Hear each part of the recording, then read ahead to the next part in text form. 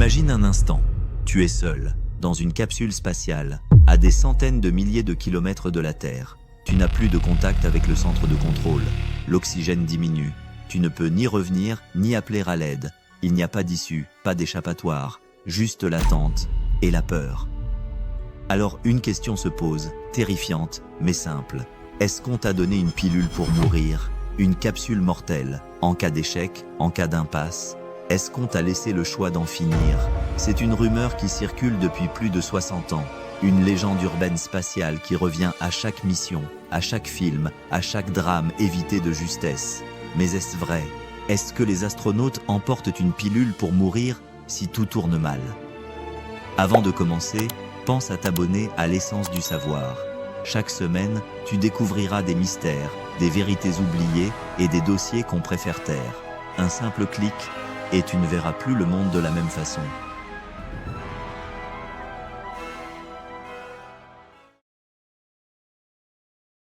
Depuis les débuts de la conquête spatiale, cette idée hante l'imaginaire collectif. Dans les années 60, au moment où les Américains et les Soviétiques s'arrachent les étoiles, le danger est partout.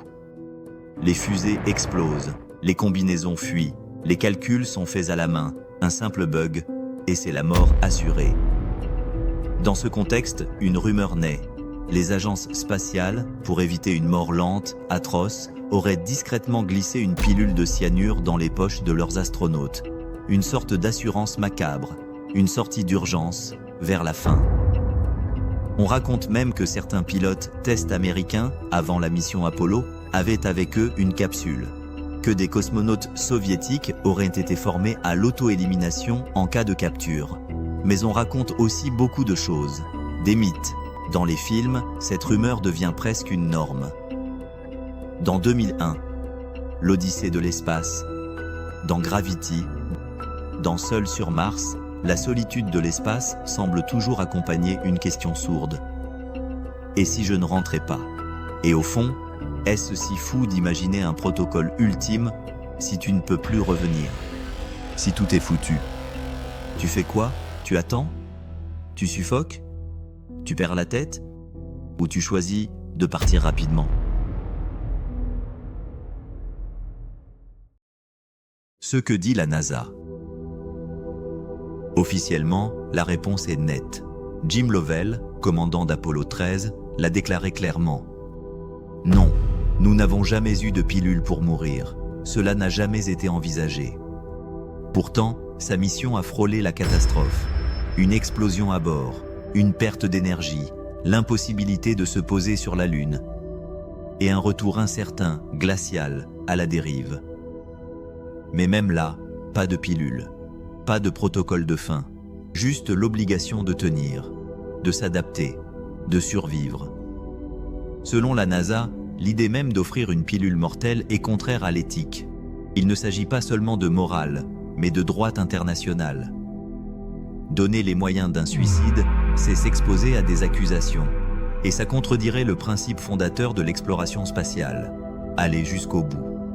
Dans les programmes de formation des astronautes américains, rien n'indique la moindre préparation à une mort volontaire. Ils sont formés à tout, incendie, dépressurisation, dérives orbitales, mais pas au suicide. Et puis, logiquement, si un astronaute décide de mourir, il n'a pas besoin de pilule. Il lui suffit d'ouvrir sa combinaison. Une simple erreur volontaire, et la fin survient en quelques secondes.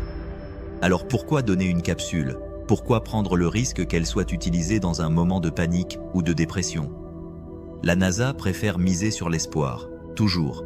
Mais malgré cela, la question revient, encore et encore. Car si ce n'est pas la NASA, alors peut-être quelqu'un d'autre?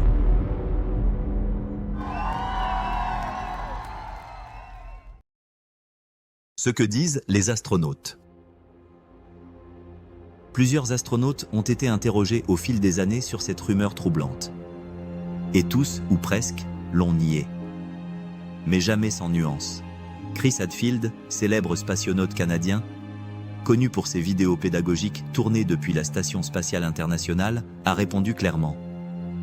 Non, il n'y a pas de pilule de suicide à bord, ce n'est pas comme ça que ça fonctionne. Il précise qu'en cas de problème, les astronautes ont des procédures, des plans, mais qu'aucun d'entre eux n'inclut une mort volontaire. Et pourtant, il reconnaît que certains scénarios sont impossibles à résoudre.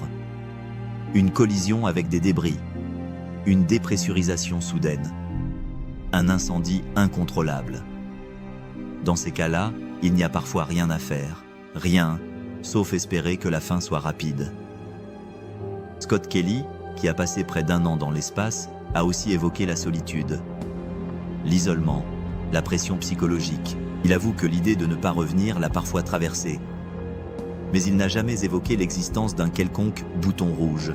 Et puis il y a le silence des autres. Buzz Aldrin, Frank Borman, Michael Collins. Tous ont nié l'existence d'un protocole de mort. Mais tous ont reconnu une vérité. Dans l'espace, la mort n'est jamais loin. Elle fait partie du contrat. Pourtant, aucun ne veut céder à la peur.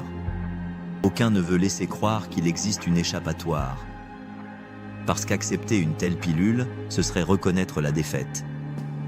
Or, l'exploration spatiale, c'est justement l'inverse. C'est croire envers et contre tout.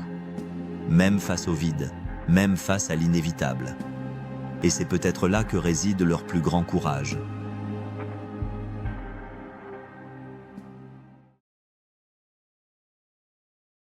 Une histoire réelle, sans pilule.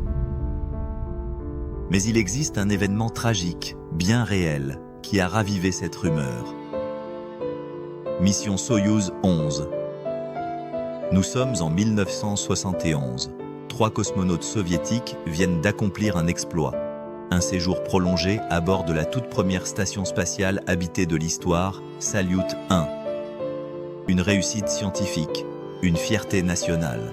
Mais au moment de leur retour sur Terre, quelque chose tourne mal. Quand les équipes au sol ouvrent la capsule, c'est le choc. À l'intérieur, les 3 hommes sont morts, assis, casques en place, sanglés à leur siège, silencieux, immobiles, déjà froids, pas de panique, pas d'appel, aucune tentative désespérée, juste le silence de la mort. L'enquête révélera l'impensable. Une simple valve s'est ouverte accidentellement durant la descente, provoquant une dépressurisation brutale. En moins de 15 secondes, l'air s'est échappé. Et avec lui, leur vie. Ils n'ont pas crié, ils n'ont pas lutté, ils n'ont même pas eu le temps de comprendre ce qui leur arrivait.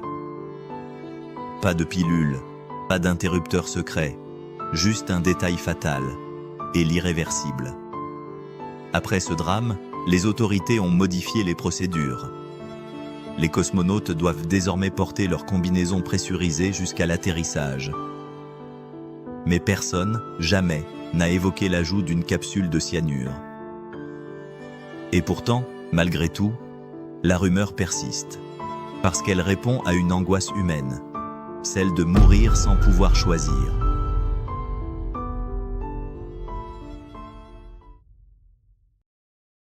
Aujourd'hui, le contexte change radicalement. On ne parle plus de simples orbites autour de la Terre, on parle de Mars. D'un voyage de plusieurs mois sans retour rapide, d'un aller simple vers l'inconnu. Les prochaines missions habitées vers la planète rouge posent une question inédite. Que faire si tout tourne mal, à 80 millions de kilomètres de chez nous? Pas de navette de secours, pas de ravitaillement d'urgence, pas de possibilité d'envoyer une équipe de sauvetage. Juste un équipage isolé, piégé dans une capsule au milieu du vide. Elon Musk, fondateur de SpaceX, ne l'a jamais caché. Le risque de mourir est élevé, ce ne sera pas pour tout le monde. Face à ce risque, certains experts en santé mentale commencent à réfléchir autrement. Certains psychiatres liés aux programmes spatiaux évoquent discrètement l'idée d'un protocole terminal, pas une pilule, mais peut-être une solution pharmacologique. Une sédation totale, sans réveil. Un dernier recours, si l'issue est certaine, et la souffrance inévitable. Rien n'est officiel, le sujet reste tabou, mais dans les couloirs, la question est posée. Doit-on laisser un être humain mourir lentement, dans l'angoisse, la faim ou la folie? Ou faut-il lui offrir une fin rapide, paisible, choisie? La NASA, pour l'instant, dit non. Mais demain, dans un vaisseau autonome, si loin de tout, le dernier choix appartiendra peut-être à l'astronaute lui-même.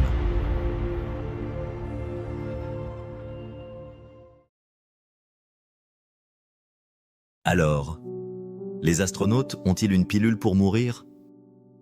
Non, pas aujourd'hui, pas officiellement, et probablement jamais tant que nous regarderons les étoiles avec espoir. Mais cette rumeur, cette idée étrange, nous renvoie à une vérité plus profonde. L'espace est un lieu sans pitié, sans filet de sécurité, sans plan B.